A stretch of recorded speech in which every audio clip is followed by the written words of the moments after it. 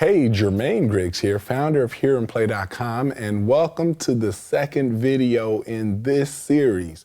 Thank you guys so much for all your comments, your feedback, and for watching the first video.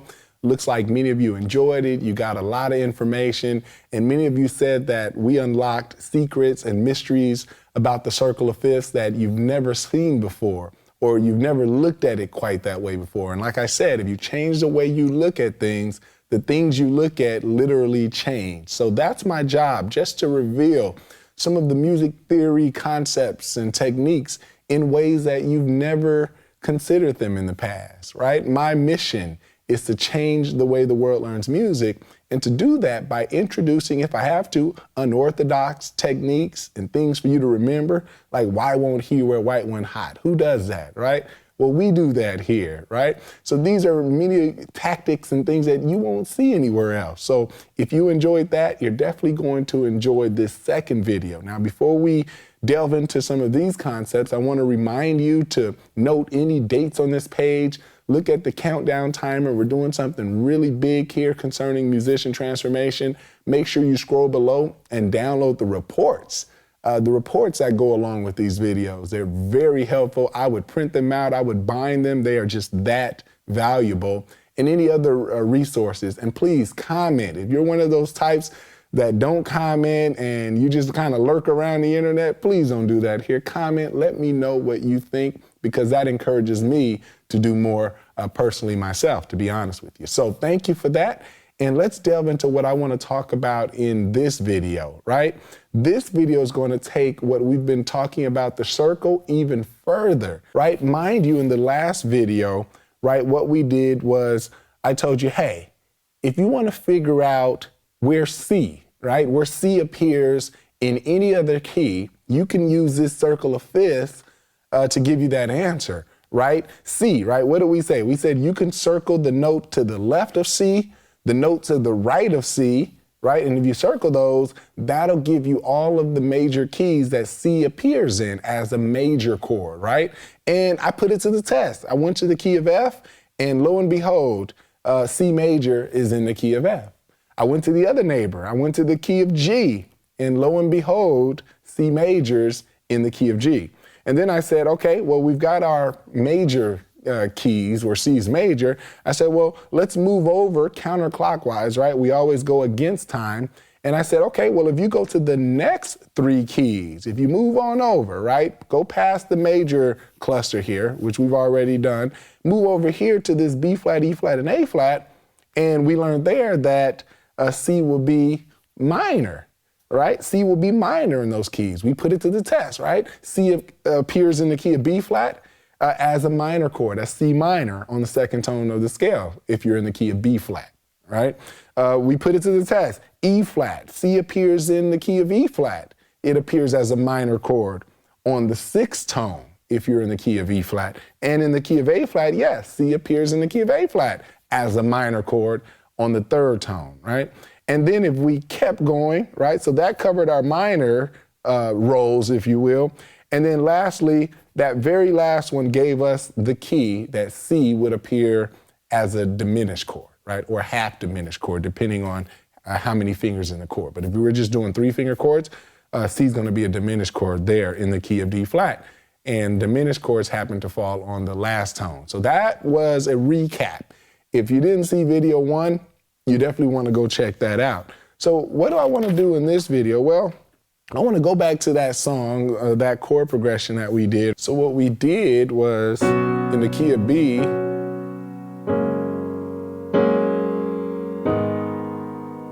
right? We went from the 1 to the 5 to the 6 to the 4.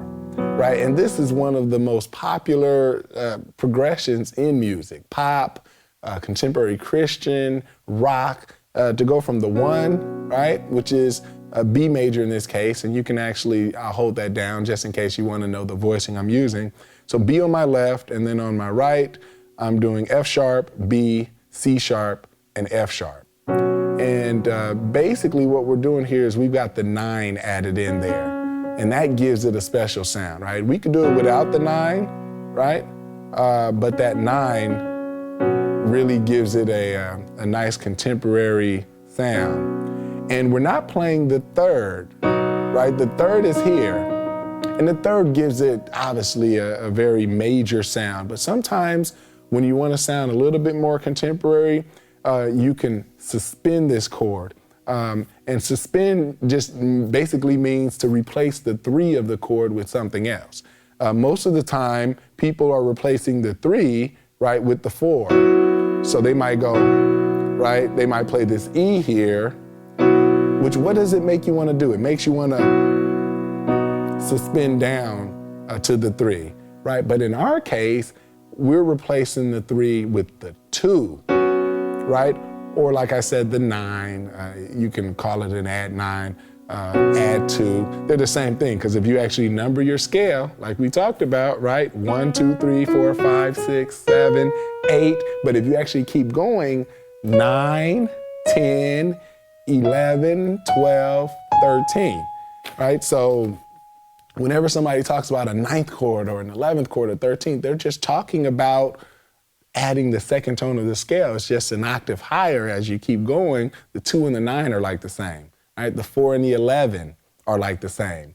The 13 and the 6, they're like the same. So don't get all frustrated when people introduce. Oftentimes this stuff can be brought down to a human level, right? Okay, so 9, 2, same thing for me, right? Play it in this octave, play it in that octave, play it up here. I don't care, it's gonna give you that same sound, right? So that's what we're doing here. Here, right? And sometimes I'll play like my higher note. This is just an F sharp major chord, but it also has that same added 9, right? So I've got F sharp and C sharp in my left, got F sharp, G sharp, that's the 9, right? If you actually do the numbers in the key of F sharp, right? So that G sharp is the 9, A sharp, C sharp, and then we've got the F sharp again up there. So that's the 5th tone of the scale. So 1, 5, and then the 6, you know, I might go to that, right? Sometimes you can play with the melody, right? But there, I'm just doing G sharp, D sharp, and on my right, D sharp, G sharp, and B. And that's just a G sharp minor chord. And then finally, right? And you can play that high, you can play that low, or if you wanted to, you could, I'll give you a basic voicing and then I'll give you a slightly better voicing. And this has the same thing going on as the 1, because what are we doing, right? Instead of playing this as like a regular, right?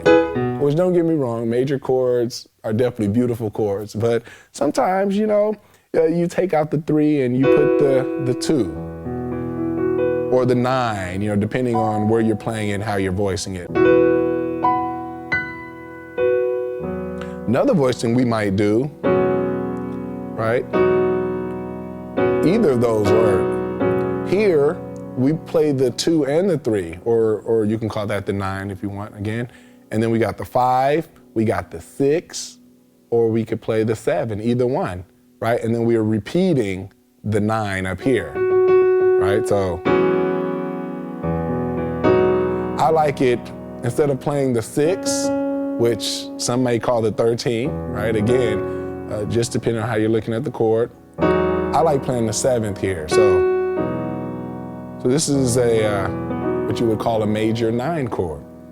Now, I didn't mean to really get into the specifics of the chord, because what's important here is how the progression is working, right? So we actually go back to the circle and we look at what we're doing here. Let's go to B, right? B is down here in this circle. And I just want to make sure that you can see this.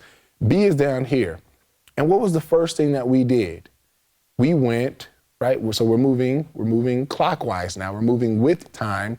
So we went from that B major chord to that F sharp major chord. Where is that on the circle? It's right next door. And then what did we do? We went to that, remember, we went to that G sharp minor chord. Where is that at? Wait, you mean to tell me it's right there? It's right on the inner side of the circle. And I'm going to talk about what that inner part of the circle is. So that's G sharp minor, almost like a connector to finally our E major chord here. And my paper's falling, but my E major chord here. So we pretty much are dealing with neighbors on this circle. Again, just like we did in the key of C, we were able to circle neighbors. Well, on down here in the key of B, we're able to circle similar neighbors in the same way. B is in the middle, look to the neighbor on the right, look to the neighbor on the left, we circle them, and the only thing we've added is like this little connector here, which happens to be right there in the neighborhood as well, but on the inner part of the circle, right? So a very common pattern, and it's not by mistake that this chord progression sounds so good to the ears, right? It's not by mistake that this is a popular chord progression and recycled and reused all over the place, right? So what I want to introduce to you are the roles of each degree of the scale, right? And how that plays with the circle of fifths here, right? So I'm going to set this over here just so that you can have a look at it. But in any given key, you've got primary chords and you've got secondary chords, right? So that's the broad thing, right? Now you may ask me, well, what are the primary chords of the key? Well, they're the major chords of the key. So when we're in the key of B, right, those are the primary chords. B, which is the 1, F sharp, which is the 5, and E, which is the 4. And truth be told, if you didn't play anything but primary chords of the key, you could play a song. Like, how many songs do you know?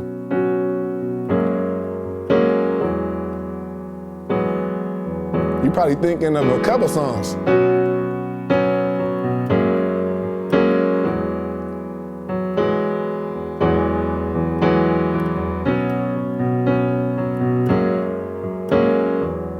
Right? I can think of a number of songs that just have that beat, or even a traditional, hymn type of song in church. Hallelujah, hallelujah.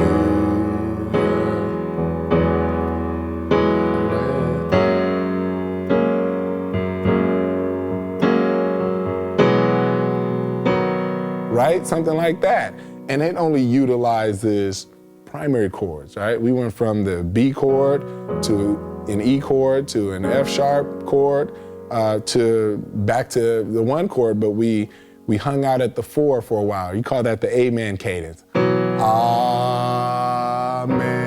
right? Or the suspended, right? Where we take that 4 and suspend it down, right? So 1, 4, 5. In any given key, right, you're going to have primary chords. How do you find the primary chords? Hey, go to the key that you're in on this circle. If you're in the key of C, C's in the middle, circle the neighbor on the right, neighbor on the left, and that gives you your primary chords. So you already had homework with this. This was the last lesson. We just didn't look at it in terms of the key itself. We took another backwards look, right? We said, hey, what keys are C going to be major in, right? And that took us to the key of F, that took us to the key of G.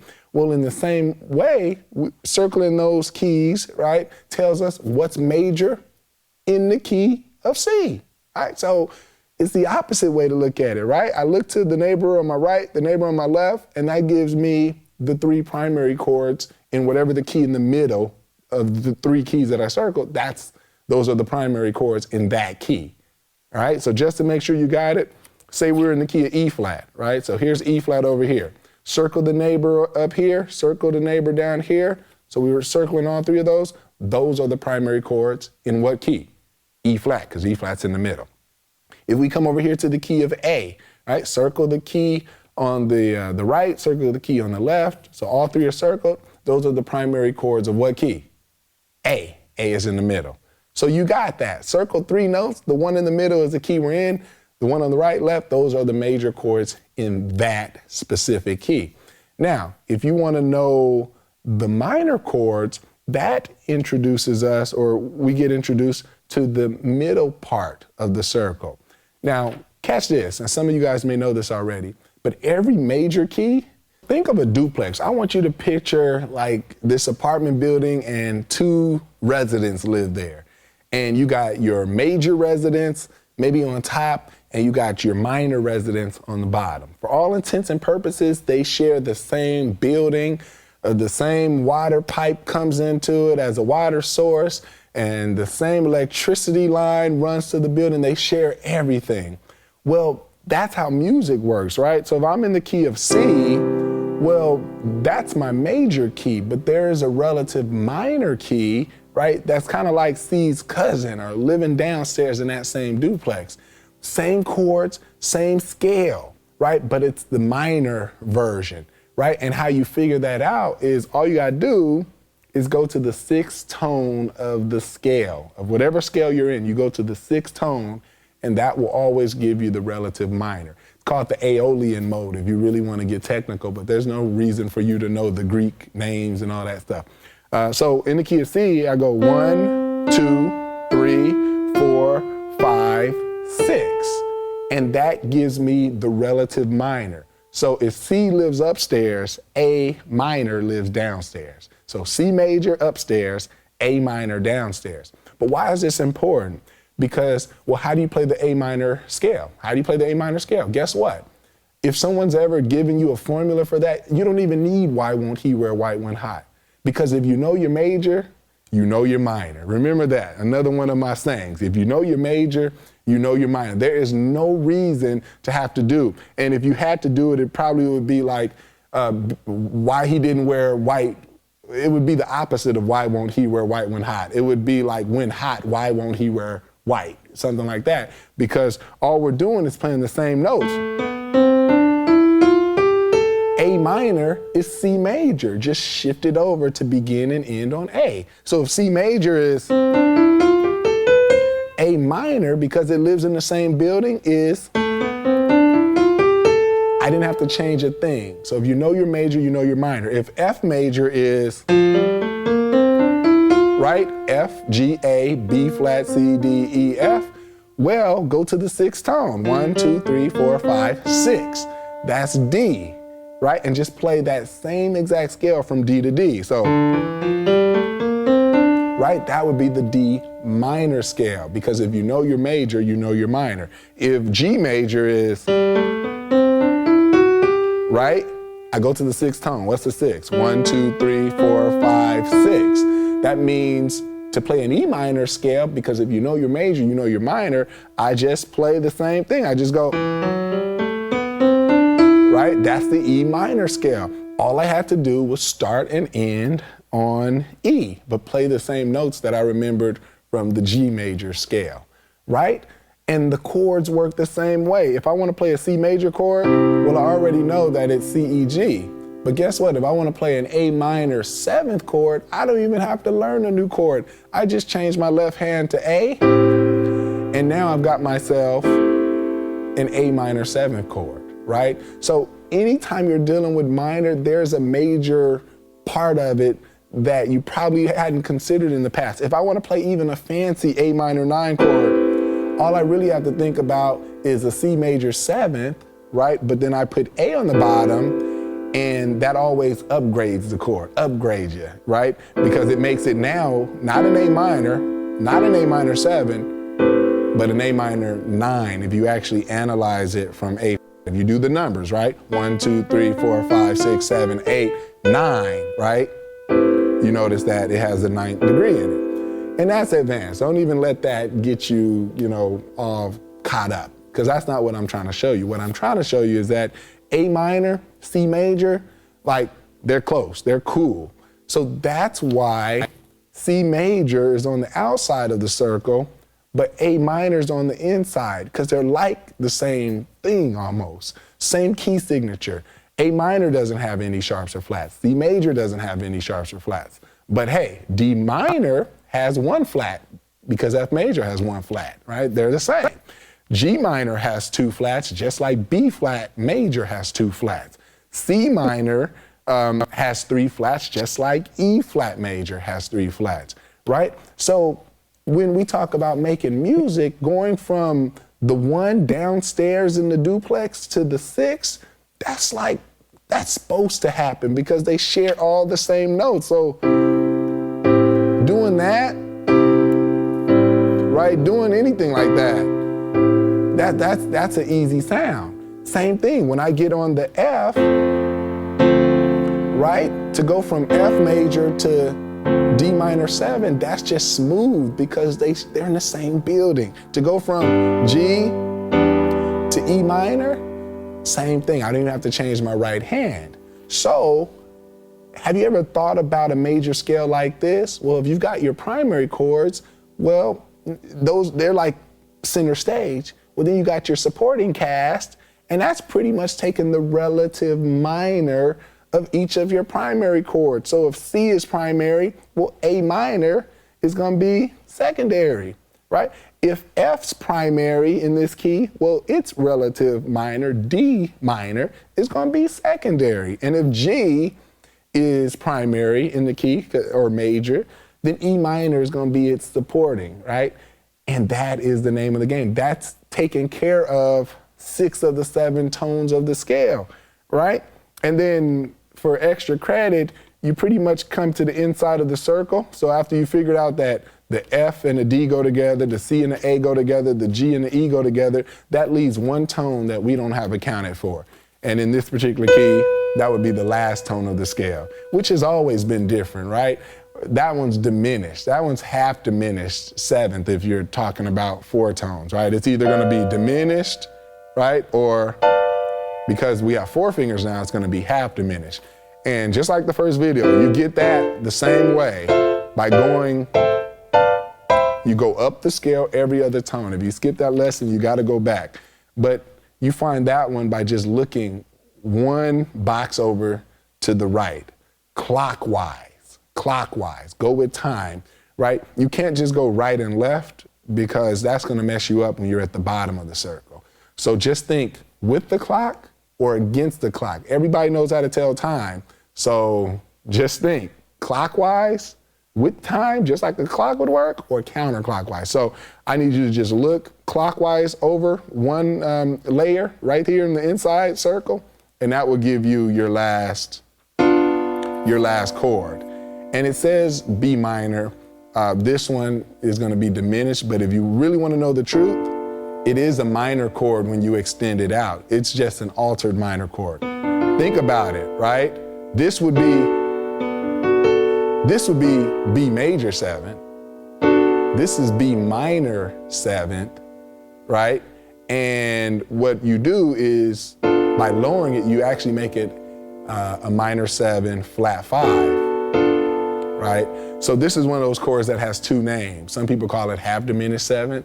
Some people call it minor 7th with a flat 5, right? So it really does have a minor bass to it. So it's not that this is even that far-fetched, right? So there you have it. Okay, I get that now keys have primary and secondary, but what does this mean? Well, this means that you can come up with all kinds of combinations of chord progressions. This now takes your practice and it expands what you thought or how you thought music works, because you could take the same 1, 5, 4, and you can say, hey, what if this time I chose, instead of doing primary chords, what about this time I chose to add in one of the secondary chords instead of the primary chords? So I don't even want to go back to C because I know A minor lives in the same building. What if instead of going C, G, F, I decided the next time to go to the relative minor? It has the same feeling. It works. Like if somebody was actually singing, you wouldn't throw them off by going to the relative minor. Why? Because say the melody was G and you had G on top. So you kept your melody on top, which is good. And you went to the rest of your primary chord. So you went from C major, G major, F major. Well, because A minor doesn't use a different right hand, it's still like playing C major on the right. They share the same notes in their chord, right? But you're just going to A on the bass. That's why that works, because I literally haven't sabotaged my melody, I haven't sacrificed my melody, I haven't even changed the nature really of the right hand. And yes, moving the left hand does make it a minor chord, but functionally, it works the same way. So that's one thing I can do. So now my 1, 5, 4 turns into a 6, 5, 4. But now we can say, well, what if we start messing with some of these other secondary chords, right? So we swapped out the A minor for the C. Well, what if we swap out the D minor, right? Or the F for the D minor? How would that sound like? And remember, just like C over A creates an A minor chord, well, guess what? F over D creates the D minor 7th chord. So get out of your mind that you got to learn these minor chords. Really, when you know your primary chords, you know almost everything, because you just change your bass note and your primary chords can almost stay the same. So just learn your inversions of your primary chords, right? Inversions. Inversions are different ways to play the chord. So I like to say every note gets its turn on the bottom. So C gets its turn on the bottom. Move C off the bottom, put it on the top. Now E gets its turn on the bottom. Move E off the bottom, put it on the top. Now G gets its turn on the bottom. You can do that with any chord. Invert it and you figure out all the different ways to play it, while your A, stays the same. So this will give you a certain sound, playing it this way. This will give you a certain sound, playing it that way. This will give you a certain sound. And then you start doubling up the notes. So whatever's on the bottom, double it up on the top. And now you get, something like that, right? Right? So we just doubled up our notes. So that's where music gets fun. You start coming up with combinations and things. So how would this sound if we went, right? Now we switched it. Uh-oh, I got something here. Right? It still works, but that D kind of makes it a little bit more funky. You know what I mean? Right? And then if I wanted to, the second time around, instead of going back to the 1, because I know I can replace it as well, I can go to the 6 for it. So now I've got like 2 secondary rows kind of coming to the center stage. My primary cast is getting a little mad because the secondary chords are coming to center stage. So how would that sound?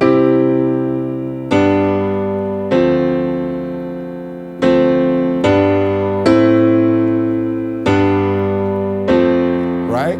So I chose to mix them up. So I went from the 1, 5, 4. Well, actually, I didn't do that. I went from the 1, 5, 2. 1, 5, 2. And why did I come up with that 2? Because it's the relative minor of my F chord, or my 4, right? And then the second time I connected it with the 5, and then I went to my 6, right? Which is the relative minor of my C, right? And then there I went from A minor, G major to F. So here's the name of the game. The 1 and the 6 go together, just like that. So the 1 in this key is going to be C major. The 6 in the middle of the circle is going to be A minor. The 4 and the 2 go together. The 4 and the 2 go together. And in that case, the 4 is F in this key, the 2 is D. And the 5 and the 3, they go together, right? And then the seventh does have something to go with, but that gets us into another conversation, because then you can even take, this D and you can make it major, right? You could take this E, you can make it major. You could even take this A and make it major, but that's another lesson. That's called secondary dominance, right? So we'll save that for like the 300-page course or something like that. But let's just play around with this a little bit more. So we could start with the 1, 5, 4, and let's just explore all the things that we can do. And I want you to be thinking about this even before I'm doing it, right? I want you to see all the different patterns we can come up with. So 1, and then here what I'm gonna do, I'm just gonna do my little suspended trick, right?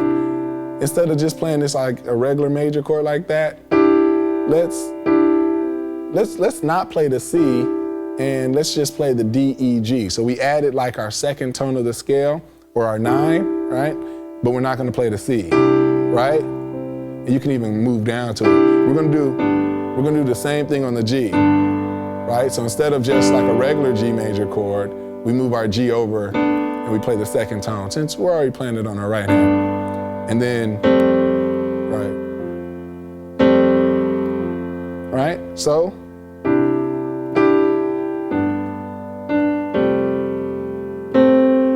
let's substitute.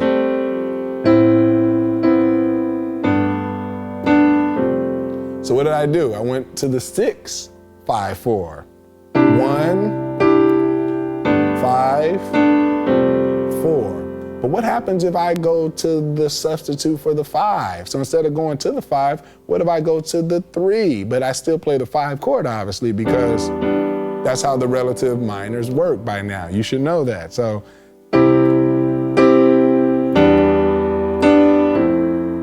uh-oh, now we got something else going on, right? So,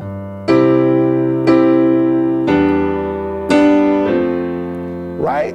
So you're seeing, I hope you're seeing the rules here. I'm not breaking any rules here. Maybe that first chord I threw in a major 7th, but here, I play it again. What did I do?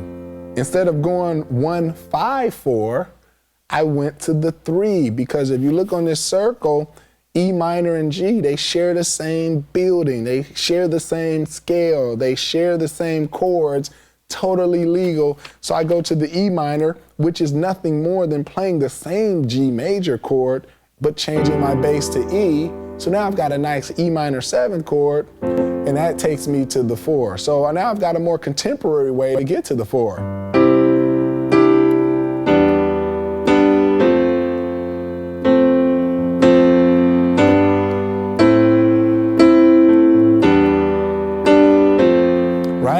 Now, what about, say I don't even want to end on a 4, I want to end on a 2, right? Same thing, F major, D minor, they go together. So I'll go to the 4 this time, but watch what I'll do the second time. To the A, right? Then I decided to go to the 2, or the replacement, right? The replacement that we get here for F major, right? So I hope that you can see that the primary chords, they're going to be your most common, especially in worship music and contemporary Christian music, but they're not written in stone, because you as a musician, you as minister of music, you can switch these things around. Or if you're writing your own songs, you're just worshiping in your own home, know that by changing a G major to E minor, most of the time, that can work. They can swap for each other. Instead of coming back home to the C, knowing that you can go to the 6, you can go to that A minor, because again, they're in the same building, they work together, right? And to know that not every time you got to go to the 4, you can go to the 4 chord in your right hand, but by changing that bass to D, now you got a totally different chord, right? So that's the name of the game. So with the first video, that concept, those techniques, combined now with this video, really using this circle to zoom in on a particular key and look at the roles of the notes in that one key, you should have some new tools. You should have some new knowledge, and this should keep you quite busy. Now, just to make sure you got the concept, all you gotta do is, like if we're in the key of A, right? You just circle the note counterclockwise, circle the note clockwise. So that's 3 notes here. Those are your major chords. Those are your primary chords in that key. And then you just come to the inner part of this circle, and that gives you your secondary chords, right? So if A is your 1 and D is your 4 and E is your 5, well, in the inside of the circle, this F sharp minor, that's your 6, and that goes along with your 1, right? On the inside, this B minor here, that's your 2, and that goes along with your 4 here. And this C sharp here, that's your 3. So those are the popular minor chords. And then for bonus, we got our G sharp minor here, the last tone of the scale, and that's going to be diminished, like we said. Not used as much as these other tones here, which we can swap chords out and do things like that. So that's the name of the game. If I'm in the key of E flat, circle the note to that side, circle the note to that side. That's my 1, 4, and 5 in the key of E flat, right? 1, 4, 5. On the inside, that's my 6, that's my 2, that's my 3. And then I got my 7th here as well, right? So that's how you do it. On this circle, you've got all your chords for all 12 keys. You've got your primary, secondary relationships. You've got everything that you need to really unlock some of these mysteries and to be creating your own progressions, and just to understand, why is this song going to the 2? Why is it going to the 4 this time? Why is it going to the 6 this time around, right? All these things can be understood using the principles taught here. So I'm Jermaine Griggs, founder of Hear and Play. Please scroll below, comment, let me know how you like this lesson. Like I said, if there's any place to put your email to sign up, to get notifications about what we're doing, you definitely want to do that. Note the timer, which is probably in the upper right-hand corner of the page, because when that hits 0, we're doing something big and you want to be in on it. But more importantly, digest this information. If you have to repeat this, repeat it. If you have to go to the first video, go to the first video. But I hope you enjoyed it. So Jermaine Griggs signing off. And remember, if you can hear it, you can play it.